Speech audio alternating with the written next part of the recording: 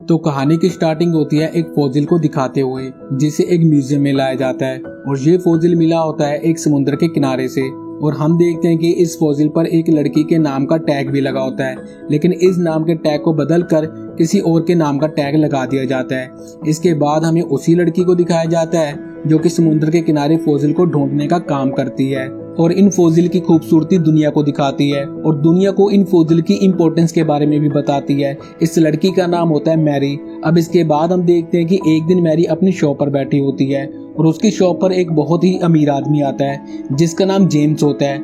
अब जेम्स सबसे पहले तो मैरी को अपने बारे में बताता है और फिर मैरी के पूछने पर वो कहता है कि मैं आपके साथ रहकर कुछ चीजें सीखना चाहता हूँ, जैसे कि फॉसिल को कैसे खोजा जाता है और उसकी क्या पहचान होती है। इस तरह की ये सब चीजें सीखना चाहता हूँ, तो क्या मैं आपके साथ रह सकता हूँ। साथ ही साथ वो ये भी कहता है कि इस सब के लिए मैं आपको अच्छी खासी फीस भी दूंगा। अब इसके बाद वो दीवार पर टंगे एक फॉसिल को देखता है और मैरी से पूछता है कि क्या आपने इसे ढूंढ निकाला है। मैरी कहती है कि हाँ, मैंने ही ढूंढा है। तभी हम देखते हैं कि उस आदमी के साथ उसकी वाइफ भी आई होती है जिसका नाम चार्लेट होता है, जिसकी तबीयत काफी खराब लग रही होती है। अब मैरी को पैसों की काफी जरूरत थी, इसलिए वो उस आदमी को ये सब सिखाने के लिए, अपना एक्सपीरियंस शेयर करने के लिए हाँ कर देती है। अब इसके बाद हम देखते हैं कि मैरी अगले दिन से ही उसे ये काम सिखाने लगती है कि कैसे फॉसिल की खोज की जाती है और कैसे फॉसिल को पहचाना जाता है। हम देखते हैं कि मैरी उस आदमी को फॉसिल से रिलेटेड बहुत अच्छे तरीके से जानकारी देती है और कौन कौन से फॉसिल ज्यादा इंपॉर्टेंस होते हैं वो सब भी बताती है।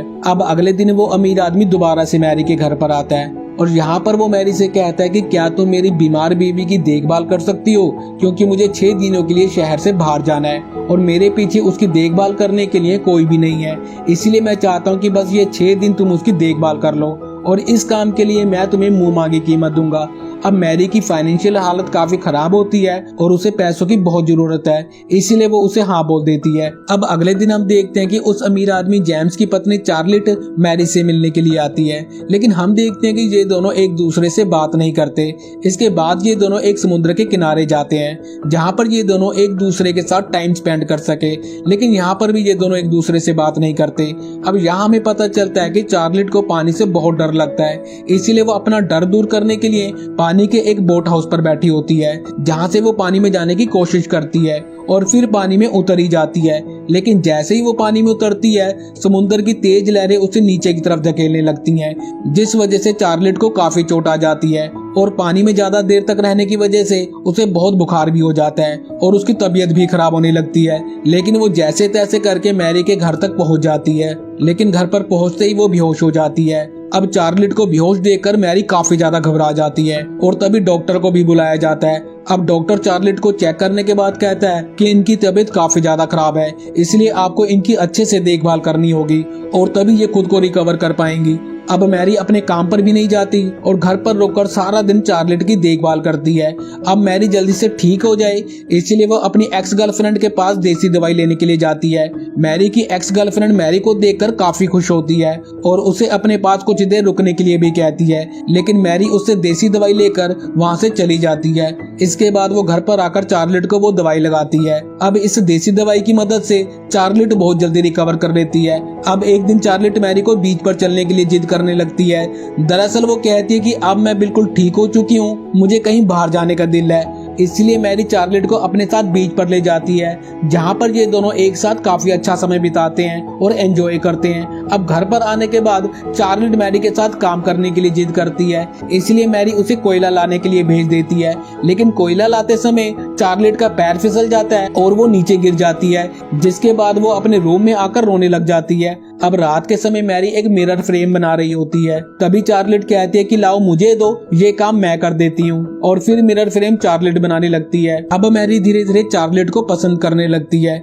इसके बाद रात के समय जब मैरी अकेले अपने बेड पर सो रही होती है, तब चार्लेट मैरी से कहती है कि अगर तुम चाहो तो मेरे बेड पर आ सकती हो और फिर ये दोनों एक साथ एक ही बेड पर सोती हैं। इसके बाद जब डॉक्टर चार्लेट को देखने के लिए आता है, तब वो मैरी को एक पार्टी के लिए इनवाइट भी करता है, लेकिन मैरी कहती है कि अगर मैं पार्टी में आई तो मेरे साथ चार्लेट भी आएगी। डॉक्टर कहता है कि हाँ, तुम चार्लेट को भी अपने साथ ला सकती हो। अब अगले दिन जब ये दोनों पार्टी में जाती हैं, तब हम देखते हैं कि मैरी अपने आप को काफी अकेला महसूस कर रही होती है, क्योंकि चार्लेट वहाँ पर पार्टी में और लड़कियों के साथ टाइम स्पेंड करने लग जाती है। अब ये देखकर मैरी को काफी ज्यादा जेलस फील होता है, इसीलिए वो चार्लेट को पार्टी में अकेला छोड़कर वहाँ से निकल जाती है और अपने घर पर आ जाती है। इसके बाद जब चार्लेट घर पर आती है तब वो देखती है कि मैरी एक डायरी लिख रही है जिसमें मैरी ने एक पोएम लिखी होती है और ये पोएम चार्लेट पढ़ लेती है। दरअसल मैरी ने ये पोएम चार्लेट के लिए ही लिखी होती है और इस पोएम को पढ़ने के बाद चार्लेट बहुत खुश होती है। इसके बाद ये दोनों एक दूसरे के हाथ में हाथ डालकर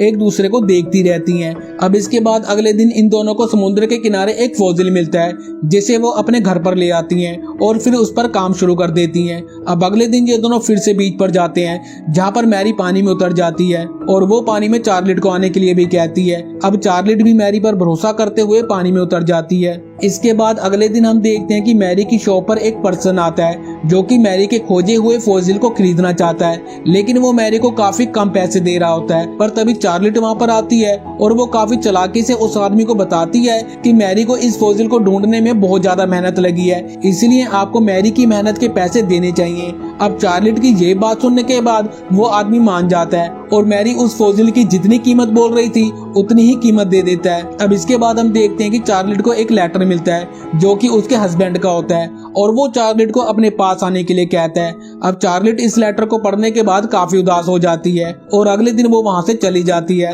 चार्लेट के जाने के बाद मैरी भी हमेशा के लिए अकेली हो जाती है क्योंकि कुछ दिनों पहले ही उसकी मॉम की भी डेथ हो गई थी। अब मैरी काफी उदास रहने लगी थी। पर तभी एक दिन मैरी को चार्लेट का लेटर मिलता है जिसमें चार्लेट ने मैरी को अपने पास मिलने के लिए बुलाया होता है और मैरी भी अगले ही दिन चार्लेट से मिलने के लिए उसके पास पहुंच जाती है। अब जैसे ही चार्लेट मैरी को अपने सामने देखती है वो बहुत ज्यादा खुश हो जाती है और भागकर उसके गले लग जाती है। अब चार्लेट मैरी को एक रूम में लेकर जाती है और उसे कहते कि अब से ये तुम्हारा ही रूम है और आज से अब हम दोनों एक साथ ही रहेंगे क्योंकि मेरे हस्बैंड ज्यादातर घर से बाहर ही रहते हैं। लेकिन मैरी को ये सब सुनकर खुशी नहीं होती। दरअसल मैरी चार्लेट के साथ रहना तो चाहती है लेकिन इस तरह से नहीं। अब यहाँ पर मैरी को पता चलता है कि जैसा वो चार्लेट के लिए फील करती है पर चार्लेट उसके लिए वैसा फील नहीं करती। अब ये पता चलने के बाद मैरी को बहुत दुख होता है और वो गुस्से में वहाँ से चली जाती है क्योंकि वो इस तरीके से मैरी के साथ रहने के लिए नहीं आई थी। इसके बाद हमें लास्ट सीन में दिखाया जाता है कि ये दोनों उसी म्यूजियम में होती है